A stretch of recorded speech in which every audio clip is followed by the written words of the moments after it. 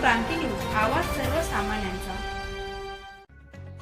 नाशिकच्या मनमाड शहरामध्ये दिनांक 3 ऑगस्ट रोजी मध्यरात्रीच्या सुमारास पूर्व वेमनसेतून 2 तरुणांच्या वादातून माजी नगरसेविका नूतन पगारे यांचा मुलगा शुभम देवीदास पगारे याची हत्या झाली आहे, तर त्याला मारहाण करणारा संशयित दादू नामक तरुण देखील गंभीर जखमी झालाय।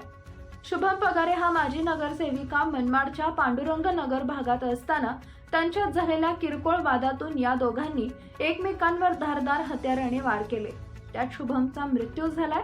या घटनेमुळे मनमाड शहरात खळबळ उडाली असून पोलिसांनी खबरदारी म्हणून दोघेही राहत असलेल्या भागात पोलीस बंदोबस्त तैनात केलाय।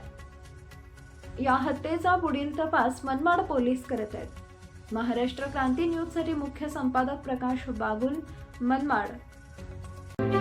अशाच नवनवीन बातम्या पाहण्यासाठी आमच्या महाराष्ट्र क्रांती न्यूज या YouTube चॅनलला लाईक करा, सबस्क्राईब करा आणि बेल आयकॉनला प्रेस करा।